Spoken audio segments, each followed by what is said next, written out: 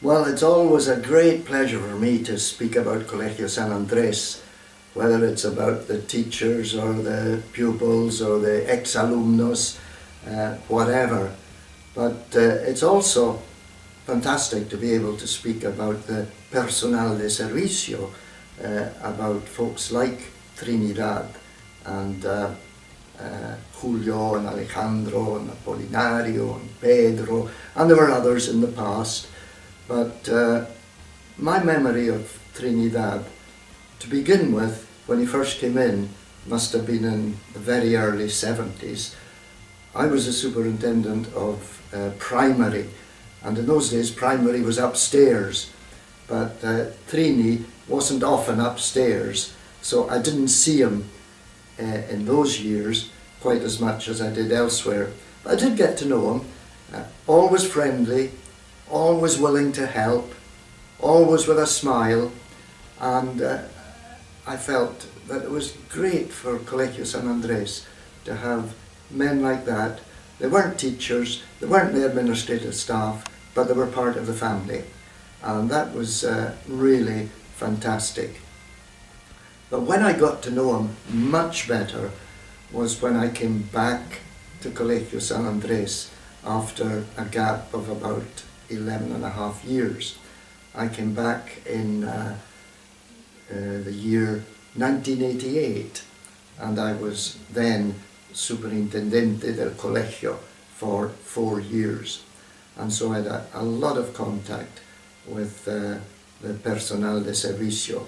Well, I remember when I was Superintendente, that must have been about 1988 or 89, living in Surco, and it was a house for the headmaster of the school, and it was a bit dowdy and needed a bit of tender loving care, especially fresh coats of paint.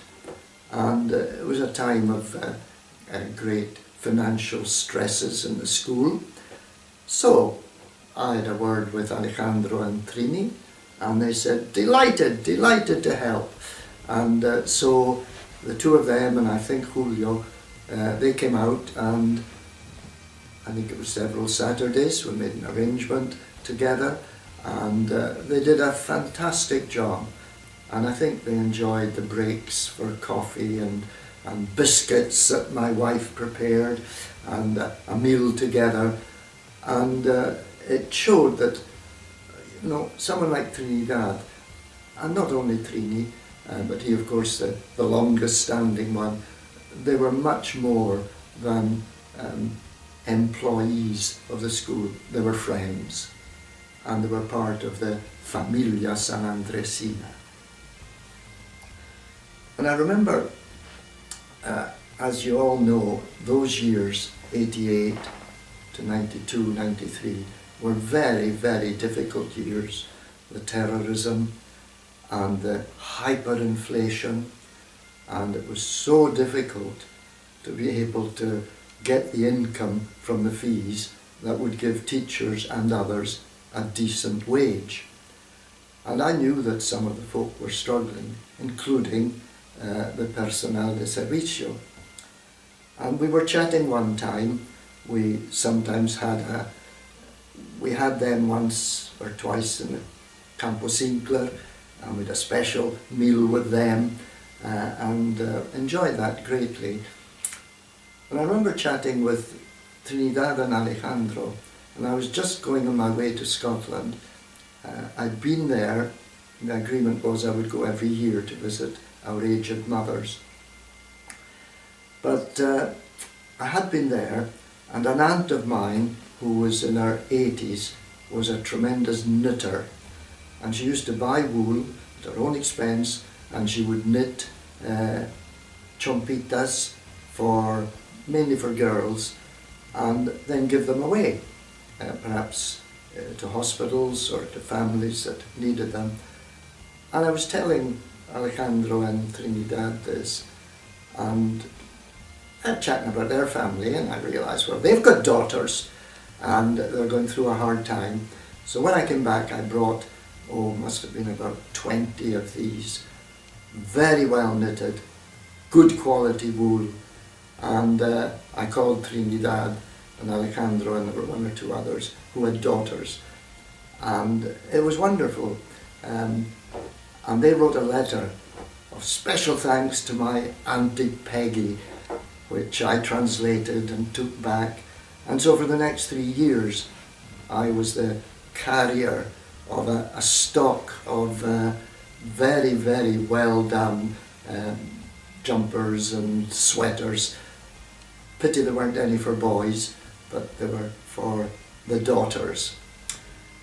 And you can understand that that made a kind of bond between us. It wasn't me being paternalistic or anything. It was just sharing Christian compassion and expressing our gratitude to people like that. And one other thing that I'll mention, I was back in Peru. I wasn't able to be at the aniversario, the centenario, but I was determined that somehow I would get to Peru before the Año del Centenario finished. And I did, in November of 2017. And I still remember walking in at the front, and I saw a placa there right in front of me from, and I don't remember which promoción and who was the padrino. Right there his name, Trinidad Carvajal. And I thought, what other school would have someone like that as the friend of the promoción and the padrino, someone so highly esteemed. Another thing that perhaps I could mention is when I went out in 2017, Año del Centenario, and I was able to go out not for the Centenario, but for just to meet people in the November of that year. And among many things I did, speaking at assembleas and so on, going into some of the classes, sitting in and so on. Somebody arranged that I would have a meal in the school comedor with the personal de servicio, the ones that I had known. And I'm sorry, Alejandro, he was very busy and couldn't be there, but Pedro and Apolinario and Julio and Trinidad were all there. And a special table had been reserved for us, me as the former professor and then superintendente, and not just my muchachos who did jobs for me, but my friends. And it was, to me, the Espíritu Sanandresino, la familia Sanandresina. So, special greetings to these boys, men, my friends, Trinidad and the rest of them.